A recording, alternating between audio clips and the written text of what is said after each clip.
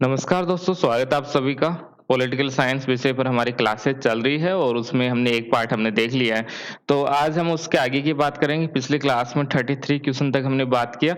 आज आगे हम शुरू करेंगे 34 नंबर क्वेश्चन से शुरुआत करेंगे और इसका जो पीडीएफ है वो टेलीग्राम चैनल पर डाल दिया था।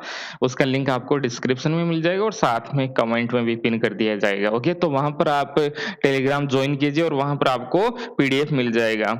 इसके साथ में ही वीडियो क्लास को शेयर किया कीजिए। आप काफ़ी कम शेयर करते हो या करते ही नहीं हो। थोड़ा शेयर किया कीजिए जिससे अच्छा लगे पढ़ाने में भी और ज़्यादा से ज़्यादा तक हमारी बातें पहुँचे, तो सबके लिए अच्छा रहता है, सबके लिए अच्छा रहता है। तो इस बात को आप ध्यान रखा कीजिए थोड़ा-सा।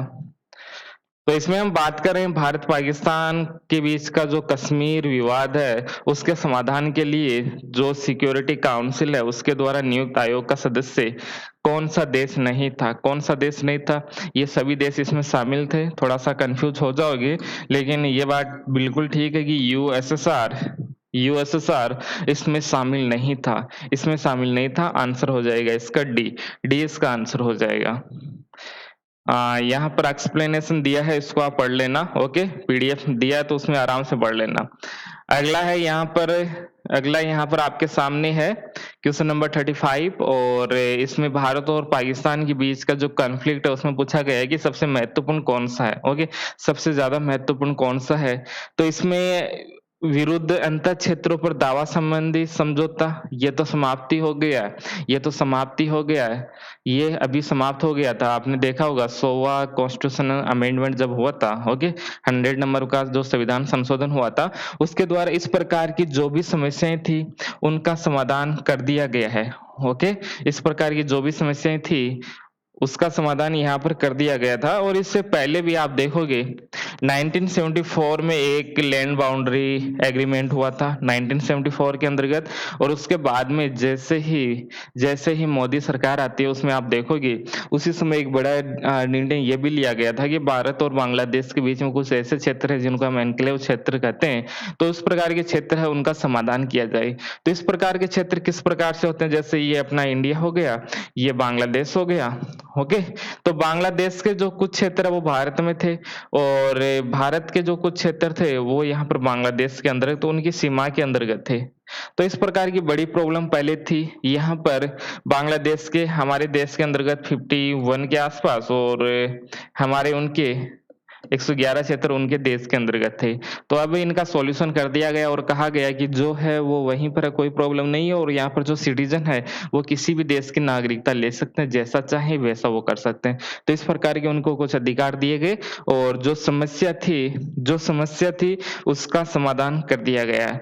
तो सभी प्रकार की जो समस्याएँ थी उनका समाधान कर दिया गया था। तो ये हो गया हमारा क्वेश्चन। इसके अलावा बात करें अखौरा अगरतला लिंक का निर्माण, ये भी कोई इतनी बड़ी समस्या नहीं थी। बांग्लादेश मेघालय सीमा के अगल-बगल सीमा बाजार स्थापित करना, ये कौन-सी बड़ी समस्या है और बड़ी समस्या क्या थी? तीस्ता नदी जल वितरण। तीस्ता नदी का जो जल वितरण है, ये एक बड़ी समस्याओं में से एक है। ओके, एक बड़ी समस्याओं में से एक है, तो इसका आंसर डी हो जाएगा। आगे हम बात करें, क्वेश्चन नंबर है हमारा 36 ये हो गया 36 नंबर। इसमें देखिए थोड़ा ठीक से देखिए, इस प्रकार के क्वेश्चन काफ़ी पूछे जा रहे हैं एग्ज़ाम में। तो आपको ध्यान में रखना है, भारत और पाकिस्तान की जब फ़ॉरेन पॉलिसी पढ़ो, कश्मीर वाला इश्यू तो आप पढ़ते हो, लेकिन इसको आप थोड़ा इग्नोर कर देते हो और यहाँ से क्वेश्चन कई बार यहाँ से क्वेश्चन पूछा जा चुका है। कब से? भारत का जब से परमाणु परीक्षण हुआ था 1998 से और 1998 से लगभग 2005 तक की जो घटनाएँ हैं, भारत और पाकिस्तान के बीच में जो भी यहाँ पर घटनाएँ हुई है 98 से 2005 के बीच में, तो यहाँ से कई बार क्वेश्चन पूछा जा चुका है। ऐसे कह सकते हैं कि हर एक के बाद में एक बार यहाँ से क्वेश्चन पूछा जा रहा है, बार-बार क्वेश्चन यहाँ से पूछा जा रहा है। वो भी डेट वाला आता है कि सीरियल वाला डेट आता है कि कौन-सा किसके बाद में कौन-सी घटना हुई। जैसे मैं बात करूँ तो सबसे पहली जो घटना हुई 98 के दौरान आप देखोगे परमाणु परीक्षण हुआ, दोनों देशों के द्वारा परमाणु परीक्षण किया गया। सबसे पहले भारत और कुछ महीनों के बाद में 1 डेढ़ महीने बाद में पाकिस्तान ने भी परमाणु परीक्षण कर दिया। उसके बाद में क्या था, ऐसा विश्व को लग रहा था ये दोनों राष्ट्रों के बीच में कभी भी युद्ध हो सकता है। तो इस प्रकार की समस्याओं का समाधान करने के लिए सीबीएम का निर्माण हुआ, कॉन्फिडेंस बिल्डिंग जिसको हम कहते हैं विश्वास निर्माण के उपाय इसके अंतर्गत किए गए और ये सब हुआ था लाहौर घोषणा पत्र के अंतर्गत। तो इसके कुछ समय बाद में लाहौर घोषणा पत्र आप देखते हो जिसके अंतर्गत परमाणु से जुड़ी हुई जितनी भी जानकारी है वो एक दूसरे से साझा करेंगे, एक दूसरे पर विश्वास निर्माण के उपाय यहाँ पर किए जा रहे थे कि हमारे पास कितने परमाणु हथियार है, ओके। तो हम हर प्रकार की जो जानकारी है वो आपको देंगे, पाकिस्तान वालों ने कहा हम भी आपको देंगे। तो इस प्रकार के विश्वास निर्माण के कुछ उपाय किए गए थे। ध्यान में रखिए सीबीएम का जो कॉन्सेप्ट है वो परमाणु से ही जुड़ा हुआ है, ओके। जो परमाणु शक्ति होती है या न्यूक्लियर वेपन जिसको हम कहते हैं परमाणु हथियार, उन्हीं के साथ में ये सीबीएम का जो कॉन्सेप्ट है वो मुख्य रूप से जुड़ा हुआ है। यानी शांति निर्माण को बढ़ाने के लिए सीबीएम जैसे उपाय किए जाते हैं, कॉन्फिडेंस बिल्डिंग जिसको कहा जाता है, विश्वास निर्माण के कुछ उपाय इसके अंतर्गत किए जाते हैं। तो ये सब लाहौर घोषणा पत्र में हुआ था और उसी के बाद में आप देखोगे बस सेवा भी शुरू कर दी गई। बस सेवा अटल बिहारी वाजपेयी बस सेवा यहाँ पर शुरू की जाती है और उसके बाद में आप देखोगे कारगिल वाला इश्यू आ गया था, कारगिल कॉन्फ्लिक्ट हो गया था, संघर्ष बोल सकते हो या इसको युद्ध बोल सकते हो। तो कारगिल का युद्ध उसके बाद में हो गया और उसके बाद में 2001 में आप देखोगे 2001 में ही वो अमेरिका वाला इश्यू आ गया था, उसके बाद में काफ़ी प्रॉब्लम हो गई थी और साथ में भारत में भी आप देखोगे संसद पर हमला 2001 के नवंबर-दिसंबर के आसपास संसद पर भी हमला हो जाता है। तो उसी समय आप देखोगे एक तो आगरा एकॉर्ड हुआ था 2001 के अंतर्गत, ताशकंद एग्रीमेंट आप देखोगे तो ये 66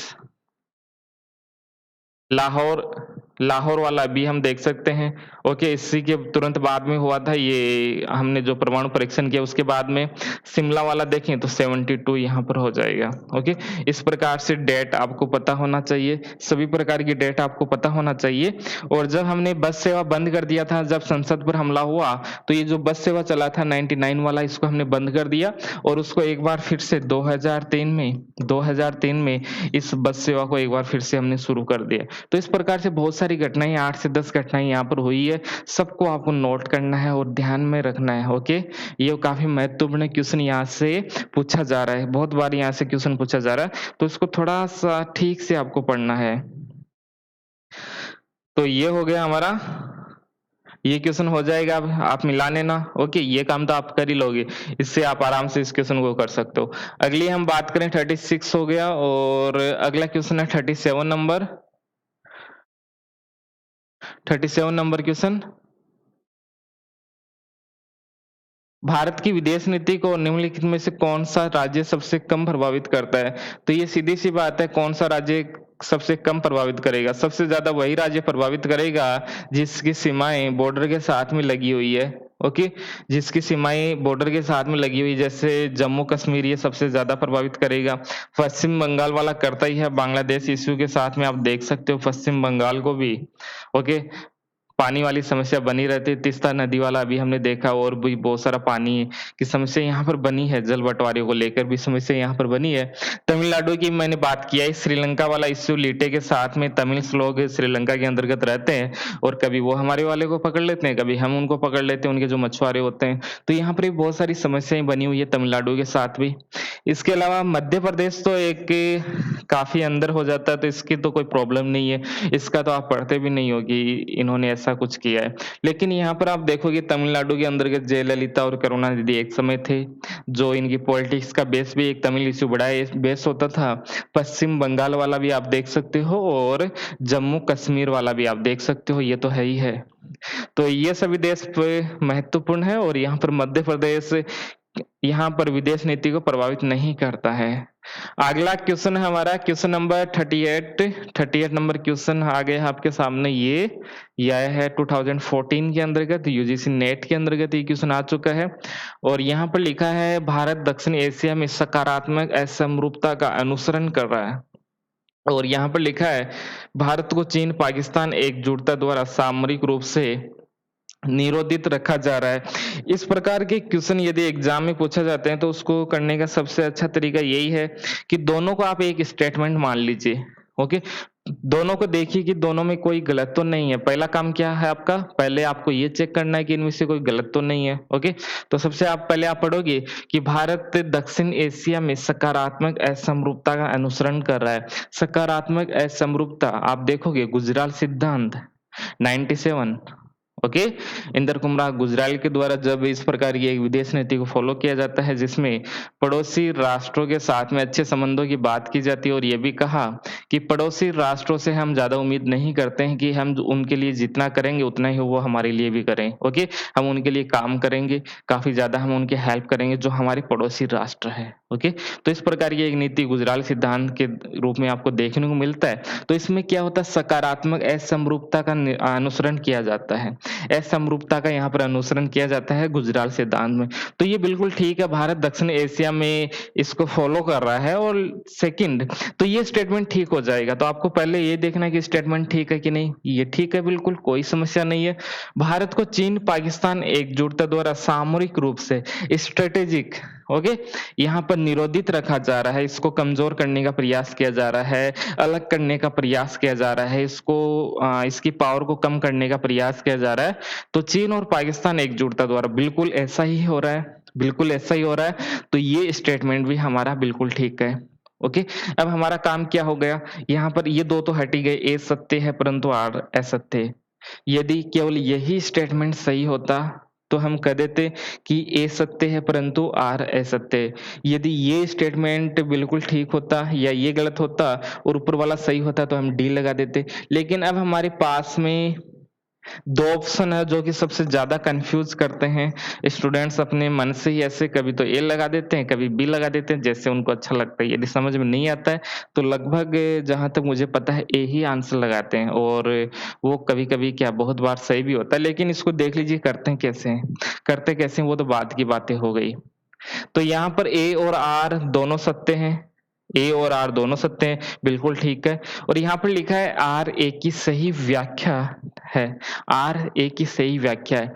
तो इसको आपको पढ़ना है, क्या इसके कारण ऐसा हो रहा है, क्या इसके कारण ऐसा हो रहा है, क्या दक्षिण एशिया में सकारात्मक असमरूपता का अनुसरण भारत इसलिए कर रहा है कि भारत को अलग थलग किया जा सके। ओके, यहाँ पर चीन पाकिस्तान के द्वारा उसको अलग किया जा सके, स्ट्रेटेजिक रूप से इसको कमजोर किया जा सके, क्या इसलिए भारत उनके साथ में ऐसा व्यवहार कर रहा है। तो नहीं, ऐसा कोई रिलेशन आपको देखने को नहीं मिल रहा है। भारत क्या चाहता है, पड़ोसी राष्ट्रों का भी विकास चाहता है और साथ में पीसफुल एनवायरनमेंट चाहता है। इसलिए भारत उनकी सहायता कर रहा है और बिना किसी लाभ के गुजराल सिद्धांत के द्वारा काफी कुछ काम उनके द्वारा किया जा रहा है। तो इनमें कोई रिलेशन आपको दिखाई नहीं देता है। यदि आपको कोई भी रिलेशन सीधा सीधा समझ में नहीं आता तो बी आंसर इसका कर दीजिए, क्योंकि सही से एक्सप्लेन नहीं कर रहा है। क्योंकि ये जो पॉइंट आपको दिख रहा है इसके कारण ये पॉइंट हम कभी भी अप्लाई नहीं कर सकते। क्या ये जो घटना हो रही है, ए वाली घटना हो रही है, क्या आर के कारण है? नहीं, ऐसा तो नहीं है। इसको बार बार पढ़ोगे, पहले इसको पढ़िए फिर उसको ऊपर वाले को पढ़िए, क्या इसके कारण ऐसा हो रहा है? नहीं, इसके कारण ऐसा नहीं हो रहा है। तो इस प्रकार से आप इन क्वेश्चन को कर सकते हो। ओके, तो ये हो गया आपका 38 नंबर क्वेश्चन। 38 नंबर क्वेश्चन आपका हो गया है। आगे चलें और क्वेश्चन नंबर है हमारा 39। ये भी 2014 के अंतर्गत क्वेश्चन आ चुका है। ये रहा आपका क्वेश्चन। ओके, ये रहा आपका क्वेश्चन।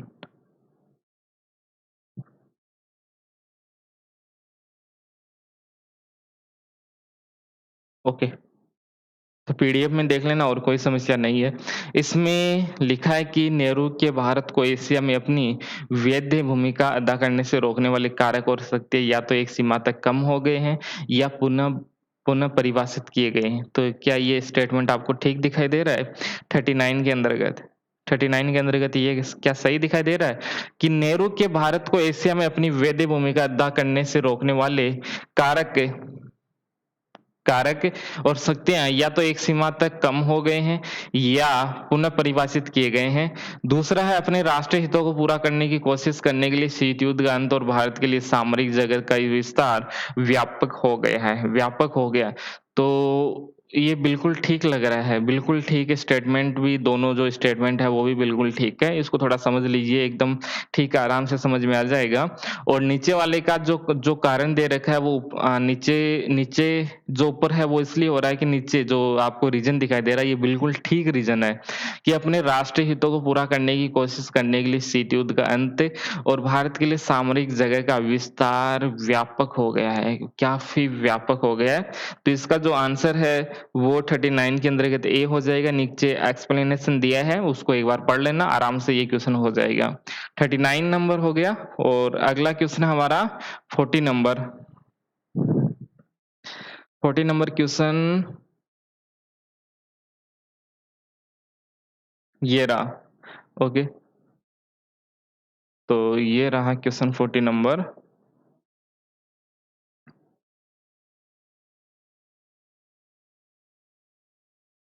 ओके, इसको पढ़िए एक बार।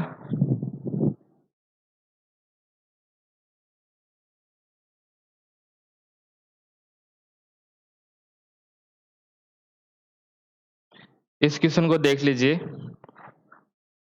तो इसमें है कि उत्तर स्वतंत्रता काल में भारत ने विदेश नीति के अंतर्गत गुटनिरपेक्षता को चुना। तो ये तो बहुत सीधी सी बात है कि चुना है तो चुना, इसमें कोई दिक्कत नहीं है। ओके, आगे लिखा है कि गुटनिरपेक्ष आंदोलन स्वतंत्रता, समानता, संप्रभुता के लिए अभिकथन था। ओके, इन सब के लिए काफी महत्वपूर्ण था, समानता और संप्रभुता के लिए और स्वतंत्रता के लिए। क्योंकि यदि हम किसी ग्रुप के अंतर्गत शामिल होते, यूएसए और यूएसएसआर के किसी ग्रुप में शामिल होते, तो हमारी जो संप्रभुता है वो कम हो जाती है, हमारे पास में स्वतंत्रता नहीं रह पाती। ओके, लिबर्टी और सोनिटी जैसे जैसे जो मूल अवधारणाएं है जो कि एक राज्य की महत्वपूर्ण, एक राज्य के लिए महत्वपूर्ण है, वो हमारे पास में नहीं रहता।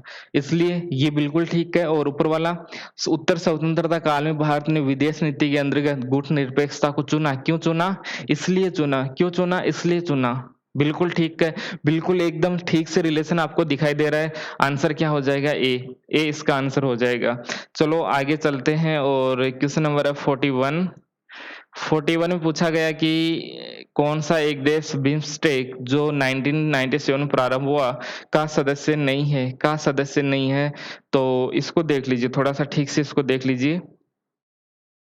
ये कब बना? 97 के अंतर्गत बना। और इसका सदस्य कौन सा नहीं है ये आपसे पूछा गया है। तो बताइए कौन सा इसका सदस्य नहीं है। Question number 41। तो इसमें भारत के पड़ोसी देश आपको देखने को मिलेंगे और कुछ आसियान जो देश है उनके भी कुछ शामिल है। ओके, ओके, तो ये सब भी इसमें शामिल है। तो बांग्लादेश है इसमें, भारत है इसमें, थाईलैंड भी है इसमें और चीन, चीन इसमें नहीं है। तो इसका जो आंसर है वो डी इसका आंसर हो जाएगा। डी इसका आंसर हो जाएगा।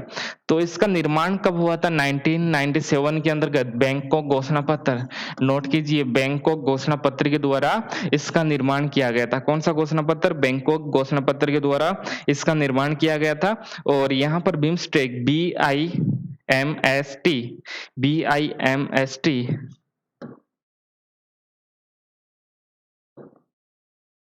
ओके, इस प्रकार से इसको देख सकते हो आप, BIMST। ओके, और आगे EC लिख सकते हो, आगे EC, इकोनॉमिक कोऑपरेशन, आर्थिक सहयोग स्थापित करने के लिए इसका निर्माण किया गया था। और एक हो जाएगा थाईलैंड, हो जाएगा श्रीलंका, म्यांमार, इंडिया और बांग्लादेश। मुख्य रूप से इसमें आपको 5 देश तो ये हो गए, 5 देश आपको पता चल गया।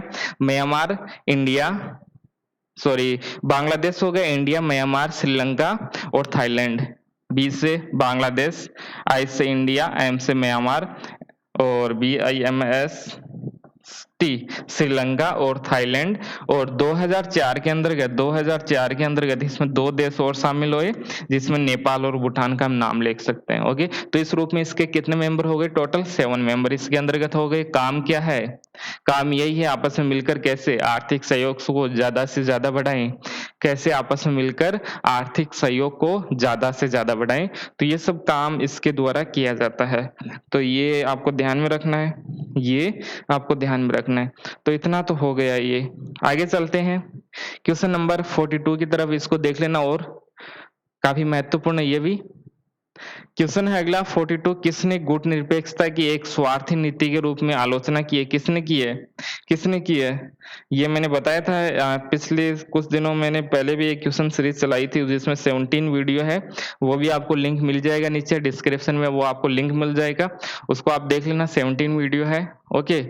और पीडीएफ, कुछ पीडीएफ उसका भी, वो भी टेलीग्राम चैनल में आज डाल दिया जाएगा, तो उसको तो एक बार देख लेना। काफी अच्छे क्वेश्चन वहां भी लिए गए थे, हालांकि फिर से रिवाइज तो हो रहा है, लेकिन एक बार देख लेना, वहां भी कुछ मिल जाए तो ठीक रहेगा। अभी के लिए जो मिल जाए, अच्छा सा मिल जाए तो वो ठीक रहता है एग्जाम के लिए, तो उनको आप देख लेना। साथ में ही टेस्ट सीरीज चल रहा है एप्लीकेशन के ऊपर, हमारे एप्लीकेशन के ऊपर टेस्ट सीरीज चल रहा है, तो उसको आप ज्वाइन कर सकते हो, और उसका भी लिंक आपको डिस्क्रिप्शन में मिल जाएगा। एप्लीकेशन का कैसे ज्वाइन करना, सभी जानकारी वहां पर आपको एप्लीकेशन ज्वाइन करने के बाद में वहीं पर आपको मिल जाएगी। तो टेस्ट सीरीज चल रहा है, 10 टेस्ट उसमें मिलेंगे आपको अभी, तो वो भी ज्वाइन कर लीजिए, टेस्ट होते रहेंगे साथ साथ, तो काफी अच्छा रहेगा। चलो, ये क्वेश्चन है 42, और इसमें हम बात करें किसने गुट निरपेक्षता की एक स्वार्थी नीति के रूप में, तो आंसर हो जाएगा सी इसका आंसर है 42 का।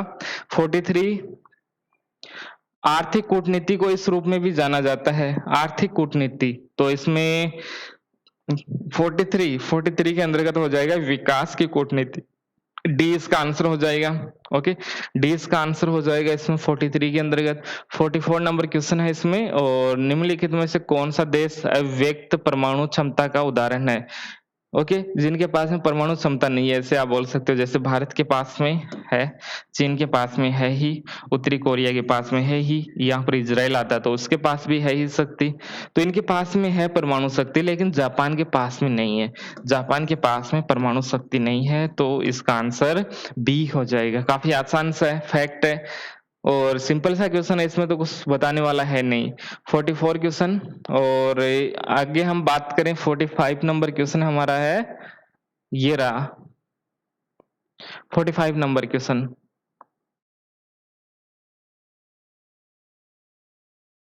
थोड़ा जूम कर देते हैं, ओके। ये हो गया आपका 45 नंबर क्वेश्चन, और ये किसके साथ में जुड़ा हुआ है? ये है संयुक्त राष्ट्र संघ के परिपक्ष में हम देखें तो भारत की विदेश नीति का मुख्य उद्देश्य 3 घनिष्ठ रूप से जुड़े लक्ष्य हैं। इन लक्ष्यों को निम्नलिखित में से कौन सा शामिल नहीं है? तो ये 45 नंबर क्वेश्चन पूछा है, क्वेश्चन पढ़िए जल्दी से, और इसका आंसर भी पढ़िए जल्दी से। तो इसके अंतर्गत देखोगे आप 21 सदी के अंतर्गत आप देखो, सेंचुरी में अंतरराष्ट्रीय संबंध का आकार प्रदान करने में महत्वपूर्ण भूमिका, तो ये तो ठीक है। आपसे क्वेश्चन क्या पूछा है, ये देखिए यहाँ पर शामिल नहीं है, कौन सा शामिल नहीं है? तो 21वीं सदी में अंतरराष्ट्रीय संबंध को आकार प्रदान करने में महत्वपूर्ण भूमिका, बिल्कुल ठीक है। ये इंटरनेशनल रिलेशन में आप देखोगे इन सब की भूमिका है, इन सब की भूमिका है 21 सेंचुरी में। अहिंसक और मानवोचित अंतरराष्ट्रीय प्रणाली की दिशा में आंदोलन, ये बिल्कुल ठीक है। अगला है अंतरराष्ट्रीय विकास के सतत और अपेक्षाकृत न्याय संगत पैटर्न के लिए स्थितियों को बढ़ावा देना, बिल्कुल ठीक है। ऐसी कंडीशन का डेवलपमेंट करना अंतरराष्ट्रीय स्तर पर कि विकास लगातार हो सके और सबके साथ में जस्टिस हो सके, सबके साथ में अच्छा व्यवहार हो सके, जस्ट एंड फेयर की बातें यहाँ पर की जाती है, तो बिल्कुल ठीक है ये भी, सी भी। और संयुक्त राष्ट्र संघ को अपने वित्तीय संसाधन स्वयं विकसित करने के लिए उसकी सहायता करना, नहीं नहीं, ऐसा कुछ भी नहीं होता इसमें। ओके, ये तो सीधा सीधा हो जाएगा, बेसिक्स पता है, इनके लिए पढ़ना नहीं पड़ता हमें। इस प्रकार के क्वेश्चन है वो पढ़ने से नहीं होते, अपने आप हो जाते हैं। ये क्वेश्चन अपने आप हो जाता है, देखो और क्वेश्चन हो गया डी। ओके, तो ये सीधा सीधा आपको दिखाई दे रहा है, ये डी तो कुछ अलग ही दिखाई दे रहा है कि खुद विकसित करने की सहायता करना, ऐसा क्यों करेगा भारत? तो ये सही नहीं होगा, डी इसका आंसर हो जाएगा 45 नंबर। 46 नंबर है, पंचशील के सिद्धांत है, 5 सिद्धांत है, 5 आपको पता होना चाहिए, और इसमें से देखिए कौन सा नहीं है, वो ही आपका आंसर हो जाएगा। पंचशील के सिद्धांत भाई सभी आपको देखना है, पॉइंट टू पॉइंट आपको देखना होगा, पॉइंट टू पॉइंट आपको देखना होगा। 5 कौन कौन से क्रम से आपको इनको पता होना चाहिए। जैसे सबसे बाद में कौन सा आता है, शांतिपूर्ण सहअस्तित्व, 5 नंबर का हमारा पंचशील का सिद्धांत है। और यदि हम पहले की बात करें तो पहला कौन सा है, प्रादेशिक अखंडता, प्रादेशिक अखंडता, ये हमारा पहला हो जाएगा।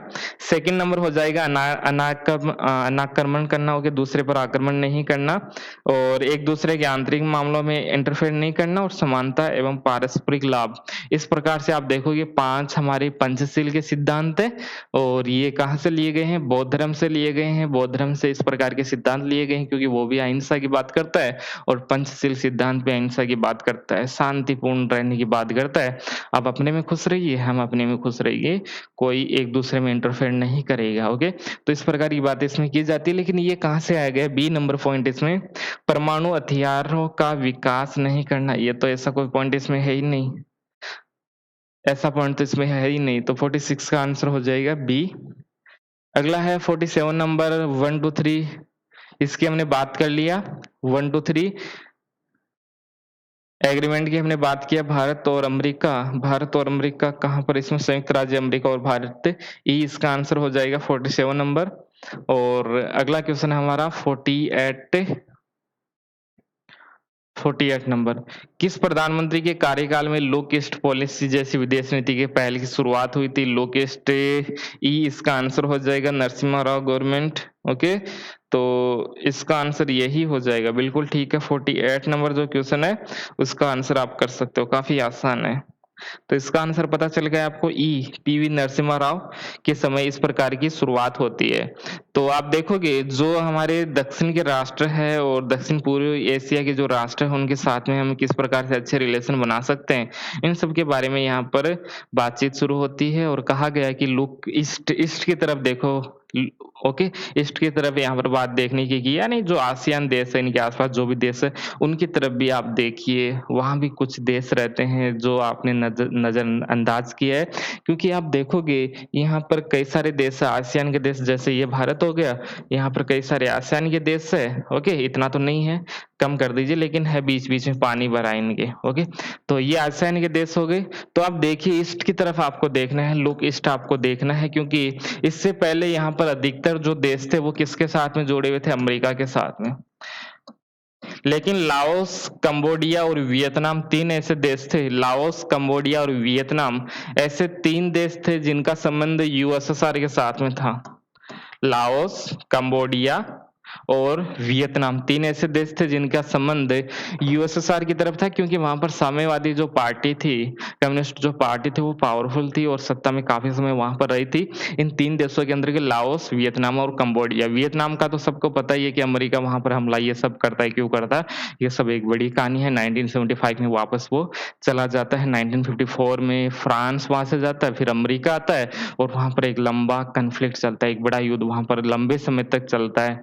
तो ये सब वियतनाम के अंतर्गत ये घटना ही हुई थी। तो लाओस, वियतनाम और कंबोडिया यूएसएसआर के साथ में जुड़े थे, क्यों? क्योंकि वहां पर साम्यवादी जो पार्टियां थी उसका प्रभाव था, और जब साम्यवाद की बात आती है तो वो यूएसएसआर के साथ में जुड़े होंगे। और जितने भी देश थे, बाकी जो देश बच गए, 5-6 देश जो बच गए, वो सभी इधर अमेरिका की तरफ उनका रिलेशन था, क्योंकि वो सभी पूंजीवादी देश थे। तो फिर हमने जैसे कोल्ड वार समाप्त हुआ तो हमने उनकी तरफ देखना शुरू कर दिया। पहले हम उनकी तरफ देखते भी नहीं थे, हमें अपने में ही बिजी थे, ओके। सब कुछ हमने क्लोज कर रखा था। जब हमने सिस्टम ओपन किया, लिबरलिज्म अपनाया, फिर हमने इस कोल्ड वार समाप्त हो गया तो हम चारों ओर देखना शुरू कर दिया, इधर उधर कौन कौन रहते हैं, ओके। तो इस प्रकार से हमने देखना शुरू किया, और सबसे पहले हमने इधर ही देखा, पूर्व की तरफ हमने देखा कि हमारी तरफ भी बहुत सारे देश है जिनकी तरफ हमें देखना चाहिए और मिलकर हमें विकास करना चाहिए, क्योंकि हमें विकास करना था। यहाँ पर ये जो नॉर्थ ईस्ट वाला एरिया है, यहाँ पर आपको विकास करना है, तो उनकी सहायता से आप कर सकते हो। क्योंकि म्यांमार आप देखोगे, उसके बाद में भी कई सारे देश है जहां से हम इनकी हेल्प कर सकते हैं। ये जो नॉर्थ ईस्ट वाला भाग है, इसका डेवलपमेंट हम तेज गति से और ठीक ठाक विकास कर सकते हैं। तो इस रूप में यहाँ पर इस प्रकार की पॉलिसी भारत सरकार के द्वारा, मुख्य रूप से उस समय भारत के प्रधानमंत्री पीवी नरसिम्हा राव के द्वारा अपनाई गई। तो ये हो गया हमारा 48 नंबर क्वेश्चन। 49 नंबर क्वेश्चन है, इसमें पंचशील सिद्धांत की कौन सी विशेषता नहीं है? कौन सी विशेषता है? तो अभी हमने बात किया, बी नंबर हो जाएगा, शांति और संप्रभुता के लिए आपसी सम्मान, ओके। तो इसमें बी नंबर हो गया। और आगे चलते हैं 50 नंबर क्वेश्चन। 50 नंबर क्वेश्चन ये हो गया आपका, कौन से देश के बीच पंचशील समझौते पर किए गए थे? कौन से देश के बीच में? तो ये आप देख लीजिए, ये भी बहुत सिंपल सा क्वेश्चन है, 50 number.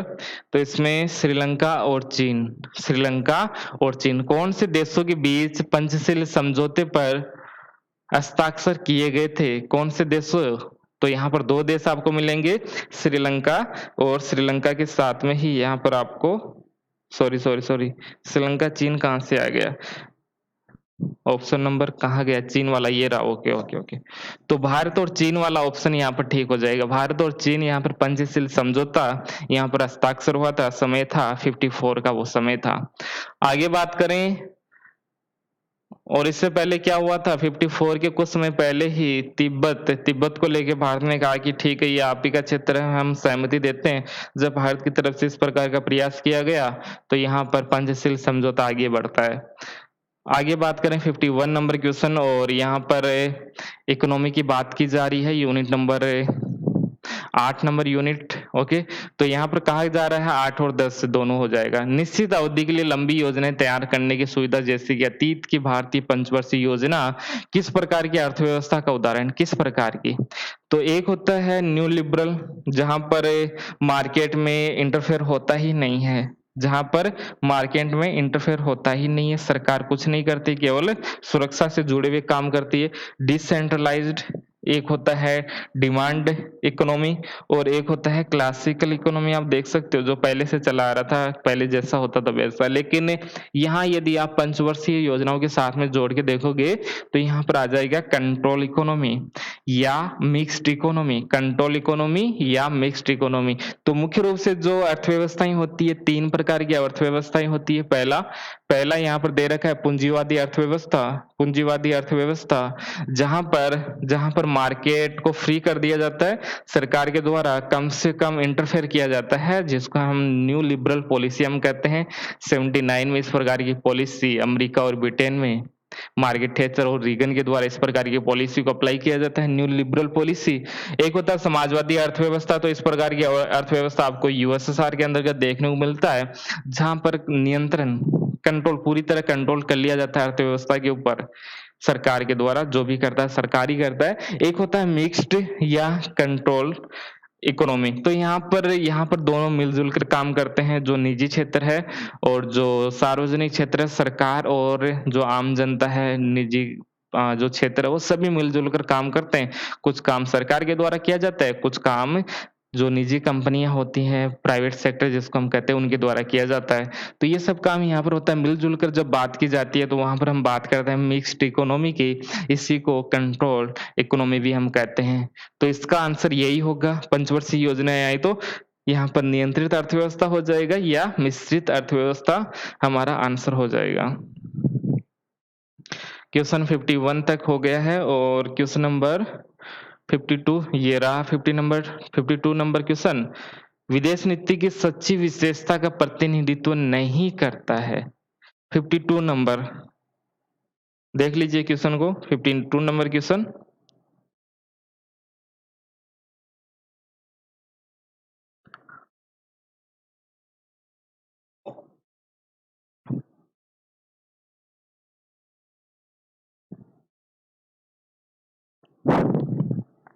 Fifty two number question, तो यहाँ पर विदेश नीति की सच्ची विशेषता, भारतीय विदेश नीति की विशेषताएं कौन सी है? भारतीय विदेश नीति की विशेषताएं आजादी के समय कौन सी थी? उपनिवेशवादी विरोधी, जितने भी देश जो उपनिवेशवाद से ग्रसित थे उन सब का विरोध करना, क्योंकि भारत भी एक कॉलोनी रह चुका था, 1947 में आजाद हो गया। उसके बाद में अफ्रीका जैसे देश है, उनकी आजादी भी बात भी जवाहरलाल नेहरू के द्वारा की जाती है। पंचशील के सिद्धांत, भारत हमेशा ही शांतिपूर्ण रिलेशन बनाने की बात करता है, पीस, शांतिपूर्ण रहिए, वायलेंस का प्रयोग मत कीजिए, इंटरफेयर मत कीजिए, शांति से रहिए, सम्मान की भावना से रहिए, ओके, और मिलजुल कर रहिए। तो इस प्रकार के रिलेशन आपको देखने को मिलता है। गुट निरपेक्ष, बिल्कुल किसी भी गुट में हम शामिल नहीं होंगे और अपना अपना विकास हम करेंगे, ओके, गुट निरपेक्षता। और एक है गैर परमाणु राज्यों के खिलाफ परमाणु हथियारों का उपयोग हम नहीं करेंगे, जिनके पास हम परमाणु हथियार ही नहीं है उनके खिलाफ हम परमाणु हथियारों का प्रयोग नहीं करेंगे, ओके। तो इस प्रकार की बात इसमें की गई। लेकिन राष्ट्रमंडल के साथ में संबंध बनाए रखना, ये कोई सच्ची विशेषता नहीं है हमारी फॉरेन पॉलिसी की। तो ये ABCD ये तो बिल्कुल ठीक है, लेकिन आंसर है वो डी होगा, सॉरी डी नहीं, ई हमारा आंसर हो जाएगा। राष्ट्रमंडल के साथ में संबंध बनाए रखना, राष्ट्रमंडल के साथ में संबंध बनाए रखना, ये आंसर हो जाएगा इसका 52।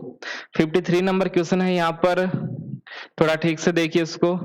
एग्जीक्यूटिव काउंसिल, इसका आंसर हो जाएगा बी नंबर क्वेश्चन है इसमें, भारत की परमाणु कमान प्राधिकरण के भीतर पूरी तरह से परमाणु हथियारों के प्रयोग को कौन सी संस्था प्राधिकृत कर सकती है, कौन सी संस्था ऐसा कर सकती है? तो इसमें एग्जीक्यूटिव जो काउंसिल है, हमारी जो परिषद है, कार्यकारी परिषद है, वो ही ऐसा कर सकती है। ओके, तो इसका आंसर क्या हो जाएगा? बी। बी इसका आंसर हो जाएगा क्वेश्चन नंबर 53। ओके, तो ये हो गया। जैसे भारत ने 98 में परमाणु परीक्षण किया और उसके बाद में आप देखोगे 1990, ओके, 99 में आप देखो कि भारत ने अपना परमाणु नीति भी घोषित कर दिया कि हमारी ये परमाणु नीति होगी। परमाणु नीति मैंने कल ही टेलीग्राम चैनल पर डाल दी है। क्या है भारत की परमाणु नीति, तो उसको पढ़ लेना। आप एक बार पढ़ लोगे तो आराम से हो जाएगा। तो वहां से आपको भारत की परमाणु नीति आपको मिल जाएगी, तो उसको एक बार रीड कर लेना टेलीग्राम चैनल पर। आगे बात किया जाए तो 53 नंबर क्वेश्चन हो गया है। 54 आसान सा क्वेश्चन है, कल भी हमने बात किया था इस पर। एनपीटी पर साइन क्यों नहीं किया? ये पक्षपातपूर्ण है, बिल्कुल ठीक है। क्वेश्चन पूछा गया है, नहीं है, तो ये तो है, ये हमारा आंसर नहीं होगा। क्योंकि भारत, सॉरी, ये क्योंकि पाकिस्तान एनपीटी पर हस्ताक्षर कर रहा है? नहीं, क्यों करेगा वो? भारत ने नहीं किया तो वो क्यों करेगा? आखिर वो तो ऐसा ही कर रहा है कि हमारा पड़ोसी राष्ट्र उसी ने साइन नहीं किया है, तो हम भी नहीं करेंगे। ओके, उनसे साइन करवा लीजिए, हम भी साइन कर देंगे। तो ये भी नहीं कर रहा है, भारत नहीं कर रहा है, तो यही हमारा आंसर हो जाएगा। भारत संयुक्त राष्ट्र का सदस्य है, बिल्कुल है, क्योंकि भारत परमाणु मुक्त विश्व नहीं चाहता। क्यों नहीं चाहता? लेकिन हमें पूछा क्या गया है, भारत ने अप्रसार संधि पर क्यों हस्ताक्षर नहीं किए? क्यों हस्ताक्षर नहीं किए? तो क्यों नहीं किए, यही आपसे पूछा गया है। आंसर बताइए क्या होगा इसका? क्या आंसर होगा इसमें? क्यों नहीं किया है?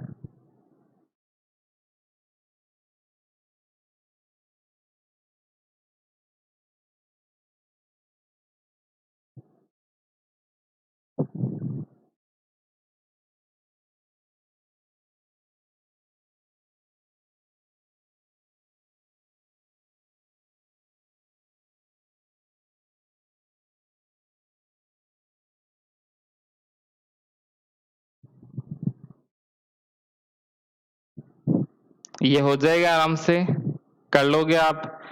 कमेंट में आप बता दोगे, वैसे भी इसमें दिया है, वो आप देख लेना इसको। ओके, आसान सा क्वेश्चन है, अभी आपको बता दिया क्या है क्या नहीं है, इसको आप कर ही लोगे। 54 नंबर क्वेश्चन। और आगे बात करें 55 नंबर क्वेश्चन, और इसमें है कि सामरिक साझेदारी समझौता कब हुआ? तो ये थोड़ा सा आप देख लेना, अपने से आप इसको देख लेना कि भारत के किस किस देशों के साथ में स्ट्रेटेजिक जो पार्टनरशिप रिलेशन है वो किस किस देश के साथ में है। ओके, तो अफगानिस्तान की हम बात करें तो 2015 के अंतर्गत नरेंद्र मोदी सरकार के समय ये हुआ था। तो आपको ये देखना है कि जापान के साथ में कब हुआ, आसियान देशों के साथ में कब हुआ, ऑस्ट्रेलिया, अमेरिका, इन देशों के साथ में, यूरोपीय देशों के साथ में क्या भारत के सामरिक साझेदारी समझौते हैं कि नहीं? स्ट्रेटेजिक इस प्रकार के पार्टनरशिप वहां उनके साथ में हुई है, नहीं हुआ है? लिस्ट आप देखना नेट से, ये बहुत महत्वपूर्ण है, कई बार यहाँ से भी पूछा जा चुका है क्वेश्चन। ओके, तो सामरिक साझेदारी किन देशों के साथ में है, किन के साथ में नहीं है वो याद कर लेना। 5 आप याद करोगे तो आपका जो भी क्वेश्चन आए वो आराम से हो जाएगा, आराम से आपका क्वेश्चन हो जाएगा। ओके, तो इसमें कोई भी समस्या नहीं होगी। आगे बात किया जाए, 55 हो गया, और क्वेश्चन नंबर है इसमें 56 नंबर। ये रहा 56 नंबर क्वेश्चन, और इसमें लिखा है कि विदेश नीति बनाने के मार्गदर्शन के रूप में अंतर्राष्ट्रीय राजनीति में आदर्शवाद अनिवार्यता एक प्रकार है किसका? राजस्थान असिस्टेंट प्रोफेसर, ये जो लेक्चरर हुआ था एग्जाम 2016 के अंतर्गत, इसमें पूछा गया था ये किसका अनिवार्यता है एक प्रकार है, किसका एक प्रकार है? तो बहुसंस्कृतिवाद, नवग्रामसीवाद कैसे होगा? निर्भरता भी नहीं होगा, उदार अंतर्राष्ट्रीयवाद, इसका आंसर हो जाएगा डी। ओके, लिबरल इंटरनेशनलिज्म हम पढ़ते हैं, जिसको हम लिबरलिज्म भी कहते हैं। इंटरनेशनल रिलेशन के अंतर्गत जो लिबरलिज्म पढ़ा जाता है, उसी के अंतर्गत आप देखोगे आदर्शवाद अनिवार्यता एक एक प्रकार है किसका? उदार अंतर्राष्ट्रीयवाद का। ओके, तो ये सब हमने डिटेल से हमने बात की अपनी क्लास के अंतर्गत, फिर से बात करने की आवश्यकता नहीं है। तो इंटरनेशनल रिलेशन थ्योरीज के वीडियो भी आपको मिल जाएंगे। कुछ थ्योरीज जैसे जो मॉडर्न है, कंटेम्पररी है, वो काफी महत्वपूर्ण हो जाती है, जिसमें मैंने बार बार बात करता हूँ। पोस्ट मॉडर्निज्म देख लेना, फेमिनिज्म आप देख लेना, क्रिटिकल वाला थोड़ा देख लेना, बाकी हो ही जाता है। Dependency, world system theory, realism है, न्यू रियलिज्म है, लिबरलिज्म है, न्यू लिबरलिज्म, ये सब तो हो जाता है। क्वेश्चन यदि थ्योरी से आते हैं तो वो बाद वाली से आएँगे, ओके? तो शुरू वाला आराम से हो जाता है, आसान-आसान है, लेकिन थोड़ा-सा लास्ट में जो थिंकर है, थोड़ा-सा देख लेना, उनकी किताबें देख लेना कि पोस्ट मॉडर्निज़्म, इंटरनेशनल रिलेशन के साथ में कौन जुड़ा हुआ है, क्रिटिकल के साथ में कौन जुड़ा है, फेमिनिज़्म, इन सब के साथ में कौन जुड़ा है, तो इसको थोड़ा ठीक से देखना, तो आपका आराम से हो जाएगा। आगे बात करें 56 हो गया और 57 नंबर क्वेश्चन है, संयुक्त राष्ट्र संघ इस सिद्धांत पर आधारित है, सामूहिक सुरक्षा के सिद्धांत पर ही तो काम करता है। लीग ऑफ नेशन 1919 में बना था, वो भी वहीं से शुरुआत होता है, कलेक्टिव सिक्योरिटी, और यहाँ पर इसी विचार को आगे बढ़ाया जाता है, सामूहिक सुरक्षा के विचार को यूएनओ के अंतर्गत भी आगे बढ़ाया जाता है, तो इसका आंसर हो जाएगा ये। आगे बात किया जाए 58 नंबर क्वेश्चन, ये 4 प्रकार के परमाणु आपूर्तिकर्ता समूह होते हैं, ओके? यहाँ पर कंट्रोल जो करते हैं कि किसको न्यूक्लियर वेपन्स को क्या टेक्नोलॉजी देना है, या इससे जुड़ा हुआ रॉ मटेरियल, यूरेनियम, ये सब किसको देना है, किसको नहीं देना है। इस प्रकार से 4 ग्रुप बने हुए हैं। एक ग्रुप से आपकी बात यहाँ पर की जा रही है प्रेक्षापास्त्र प्रौद्योगिकी, एक बात इसमें की जा रही है जिसको हम क्या कहते हैं, एमटीसीआर जिसको कहा जाता है, ओके? एमटीसीआर जिसको कहा जाता है। इसके अलावा एक हो जाएगा एजी ग्रुप जिसको कहा जाता है, ऑस्ट्रेलिया ग्रुप। एक हो गया एनएसजी जिसको कहा जाता है, एनएसजी, और एक होता है वासेनार। तो 4 ये आपूर्तिकर्ता समूह होते हैं। इसको मैं डाल दूंगा टेलीग्राम पे, ओके? चारों को चारों, ओके? तो वहां से आप पढ़ लेना, थोड़ा सा इसको ठीक से पढ़ लेना। 4 काफी महत्वपूर्ण है, एमटीसीआर, एजी, वासेनार और एनएसजी हो गया 1974 वाला, ओके? तो उसको थोड़ा देख लेना। तो एनएसजी वाला हो जाएगा, एमटीसीआर, एजी, वासेनार, इन चारों को आप देख लोगे तो ये ठीक रहेगा, एग्जाम में पूछा जा सकता है, काफी अच्छा बनता है क्वेश्चन वहां से भी। तो ये क्वेश्चन नंबर कितना हमारा 58 नंबर क्वेश्चन है, तो इसको देख लीजिए। इससे 1987 में G7 देशों द्वारा बनाया गया था, बिल्कुल ठीक है, 87 में ये बनता है। ये एक संधि नहीं है जबकि, बल्कि सदस्य देशों की मध्य अनौपचारिक राजनीतिक समझदारी है, ओके? ये ठीक है। भारत इसका सदस्य नहीं है, कैसे नहीं है, भारत इसका सदस्य बन चुका है, 35 नंबर देश भारत ही है इसका, तो भारत इसका मेंबर बन चुका है। और इसके अलावा बात करें तो संबंध कौन सा गलत है, तो यही आंसर हो जाएगा, भारत इसका सदस्य नहीं है, भारत इसका सदस्य है। भारत एनएसजी को छोड़ के सभी का सदस्य है, एनएसजी को छोड़ के भारत सभी का सदस्य है। और हम चीन की बात करें तो चीन केवल एनएसजी का मेंबर है, एनएसजी के अलावा किसी का भी मेंबर नहीं है, ओके? किसी का मेंबर नहीं है, भारत एनएसजी का नहीं है और सबका है, चीन केवल एनएसजी का है, बाकी का सदस्य यहाँ पर चीन नहीं है। तो इसको थोड़ा ठीक से देख लीजिए। आगे चलें, आगे 58 नंबर हो गया और 59 नंबर क्वेश्चन की बात किया जाए तो ये है आपके सामने 59, राष्ट्रीय हित के साथ में ये क्वेश्चन जुड़ा हुआ है 59 नंबर। तो राष्ट्रीय हित की अवधारणा में अंतर्निहित अवशेष अर्थ अस्तित्व रक्षण है, और दूसरा इसमें अपनी भौतिक, राजनीतिक एवं सांस्कृतिक पहचान की रक्षा करना राष्ट्र राज्यों को न्यूनतम आवश्यकता है। बिल्कुल ये ठीक है, अपनी भौतिक, राजनीतिक एवं सांस्कृतिक पहचान, ओके? इनकी जो पहचान होती है उसकी रक्षा तो उनको करना ही होगा, ये तो उनकी आवश्यकता है। और इन्हीं के आसपास आप देख सकते हो जो नेशनल इंटरेस्ट है हमारा की अवधारणा है, वो भी कहीं ना कहीं इन्हीं के आसपास आपको घूमता हुआ दिखाई देता है। तो इसका जो आंसर है वो क्या होगा, ए इसका आंसर हो जाएगा, ए इसका आंसर हो जाएगा। दोनों स्टेटमेंट बिल्कुल ठीक है, यहाँ पर स्टेटमेंट और नीचे जो आपके सामने रीजन दिया है उसका, ये बिल्कुल ठीक है, ए आंसर हो जाएगा इसका, पढ़ लेना, आराम से हो जाएगा। 59 नंबर क्वेश्चन, और आगे चलते हैं 60 नंबर। पहले ये सम्मेलन देख लीजिए, बहुत सारे सम्मेलन आपको यहाँ पर दिखाई दे रहे हैं। तो बहुत सारे सम्मेलन आपको दिखाई दे रहे हैं यहाँ पर। तो डरबन शिखर सम्मेलन, एनवायरमेंट के साथ में ये सभी सम्मेलन जुड़े हुए हैं, ओके? और ये कोप से जुड़े हुए हैं, तो कोप वाला आप देख लेना, सीओपी अभी कौन सा चल रहा है वो आप देख लेना, उसके बारे में थोड़ा पढ़ लेना। 26 चल रहा है, 27 चल रहा है, 25 चल रहा है, ओके। तो 25 और 26 आपको पढ़ लेना है कि वो कहाँ पर होने वाला, थोड़ी-थोड़ी उसकी विशेषताएँ आपको देख लेना है। और इसके साथ में ये जो पुराने वाले हैं 24, 25 ये देख लेना है, 26 आपको देख लेना है। और इसके साथ में ये जो पुराने हैं इनका भी 1-2 यदि ध्यान में रखोगे तो मिलाने वाला क्वेश्चन आएगा, तो आराम से हो जाएगा। तो यहाँ पर पहला है बाली शिखर सम्मेलन, बाली शिखर सम्मेलन 2 अभी तक हो चुके हैं। एक 2007 के अंतर्गत और एक 2013 के अंतर्गत। बाली पैकेज जो इसको एग्रीकल्चर के साथ में जुड़ा हुआ है 2013 वाला, वो जो कि काफी महत्वपूर्ण है, लेकिन यहाँ पर वो नहीं पूछा है। तो बाली शिखर सम्मेलन 2007 और यहाँ पर एक और है कोपेनहेगन, ये भी काफी महत्वपूर्ण है। ये भी हाँ, ये जरूर यहाँ पर दिया हुआ मिल जाता है आपको, और ये है 2009 के अंतर्गत। कोपेनहेगन 2009 के अंतर्गत, और 2 और बच गए। यदि ये नहीं पता है फिर भी आपका आंसर हो जाएगा। यदि 2 भी पता है तो आंसर हो जाएगा। आपको कैसे आंसर होगा ये देखिए आप। जैसे मैंने अभी बात किया, यदि आपको पता है कोपेनहेगन 2009 में हुआ है, तो सी के अंतर्गत 2 नंबर हम मिला देंगे, सी नंबर है, ये 2 नंबर मिला दिया, आंसर हो गया हमारा बी। यदि आपको बाली शिखर सम्मेलन पता है कि डी में क्या आना चाहिए, 3 आना चाहिए, तो डी के अंतर्गत 3।